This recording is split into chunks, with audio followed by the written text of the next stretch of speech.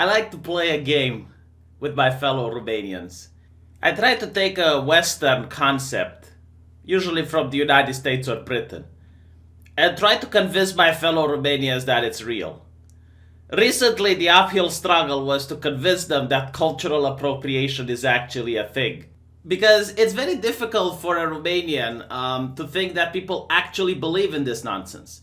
And you have to explain it to them. It's like, no. A university professor at post-colonial studies came up with the concept and it's imposed top-down. If you talk against it, you're marginalized by the leftist community at that university. And if you talk against it on social media, you get attacked by indoctrinated people from universities. And they're like, wait, a professor said that? A university professor? No, that's too stupid for some intelligent person to come up with it.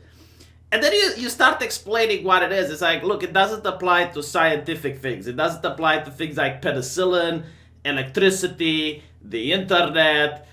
It applies only to clothing, hairstyles, and foods. And this is where you completely lose the Romanian. It's like, well, isn't that just going to create division in a society? Isn't that just going to create people hating each other and being like kindergarten kids where my daddy can beat up your daddy type of argument? It's like, that's my culture, not your culture. My culture is better than your culture. And yeah, exactly. And you're saying this is the left, like the people that are fighting against racism. And it's like, yeah. Oh, come on, you're shitting me. It's like, oh, yeah, obviously you're lying. And then you have to show them articles to believe. It's like, look, these girls from America went to Mexico in order to learn how to cook. And they come back, they make burritos. They open up a burrito store. Young entrepreneurs, the young businessmen, living the dream. And you have leftists coming over and shutting down their business because it's cultural appropriation. And they will think it's a satirical website and you're pulling their leg. My favorite part about this is that Romania was conquered both by the communists and by the National Socialists. So most people here at least have a basic understanding of these ideologies. I think in America people don't. I think they just know National Socialism is bad because it ended up with mass graves and it started World War II. But other than that, I don't think they actually understand the core philosophy behind it so that when they see it in other ideologies, they can firmly point it out. But here people know, and it's like, so you're telling me that if you're of a specific bloodline, you're allowed to open some businesses, but if you're on the other bloodline, you aren't. And I'm like, yeah, exactly, that's what I'm saying. Like, if you're Mexican and you have Mexican heritage, like you do the 23andMe DNA test, then you can open a burrito shop. Otherwise, if you're in a very, and this only applies to like progressive culture, you know, like campuses or, you know, areas that are dominated by people who go to these campuses, you will not be able to open a store that has any other type of food that is, I guess, decreed by the state to belong to someone that's not of your faction. You know what's even funny about this? Like, even Benito Mussolini wasn't this racist. Like, you would have an easier time opening a burrito store in fascist Italy than you would have opening it next to an American campus. Most people attribute fascism to racism. They're confusing it with National Socialism. And again, I think it's on purpose that people aren't educated what fascism is, because they don't want you to notice it when other ideologies are blatant fascist. So fascism actually doesn't care about race. This is what Benito Mussolini says. Race is a feeling, not a reality. 95% at least. Nothing will ever make me believe that biologically pure races can be shown to exist today. National pride has no need of the delirium of race. So to summarize what fascism is the worship of the state. That's why it's bad, right? That's why people don't like it. It's because the government gets to tell you what to think, what to say, what job you're allowed to do, what businesses you're allowed to open.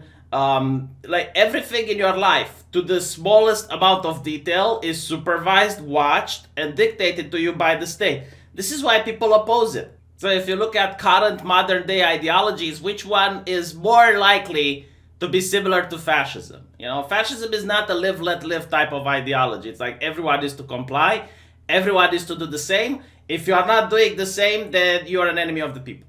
But what I'm hoping that I'm achieving here is to pique your curiosity a little bit. I'm doing something very dangerous in today's day and age, and I want to encourage people to read books. You should read the Communist Manifesto. You should read Das Kapital. You should read the writings of Mussolini. You should read the Quran. You should read Mein Kampf. You need to read these books, right?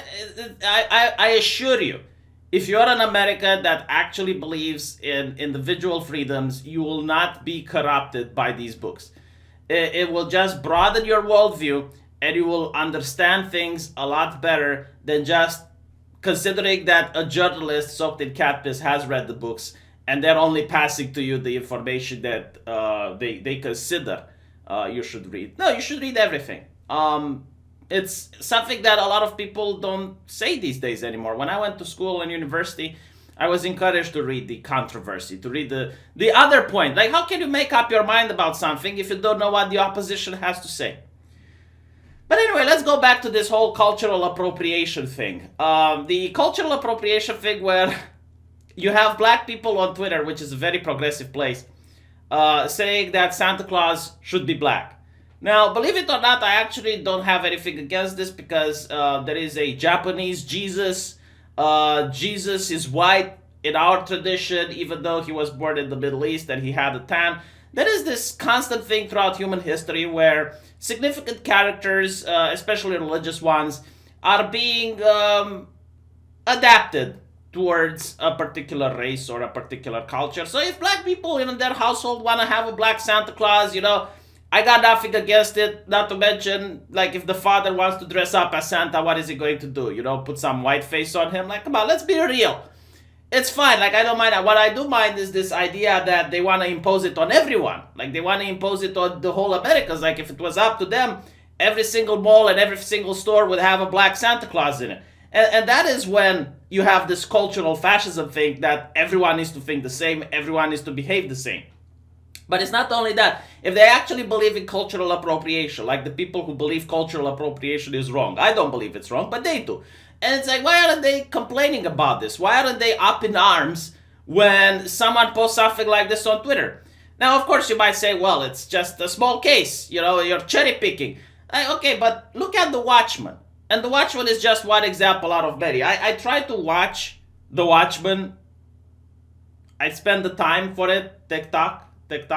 But every time I get into it, because it's got like an interesting story there with Dr. Manhattan, with Ozymandias, I was curious to see what's going on.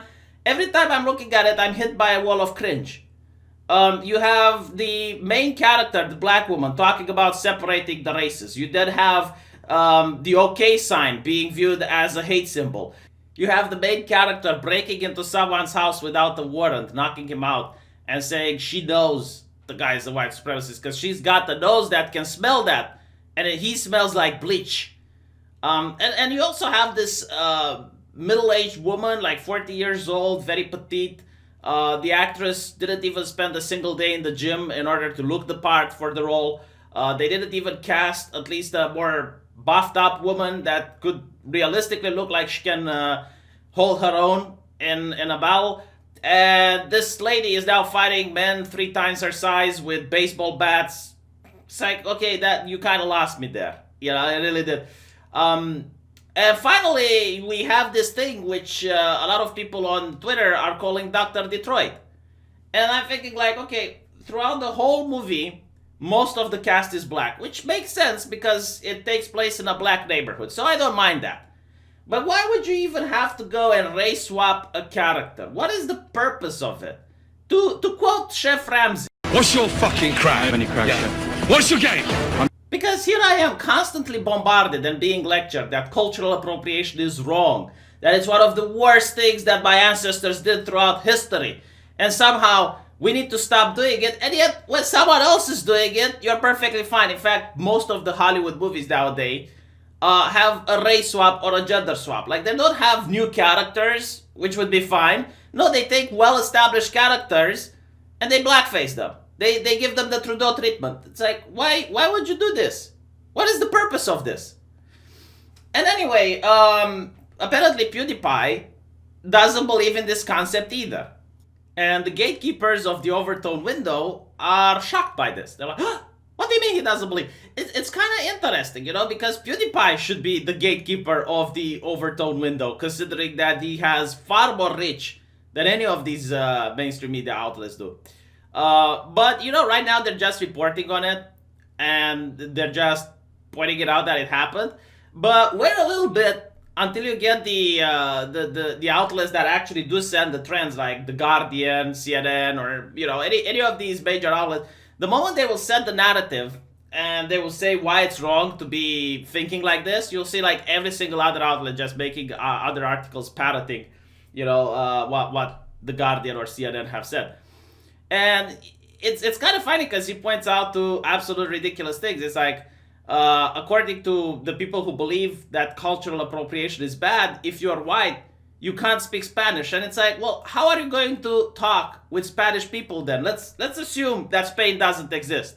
Okay, let's assume that instead of Spanish, it would be like you're not allowed to speak clicky languages or something. How would you communicate with people that speak clicky languages?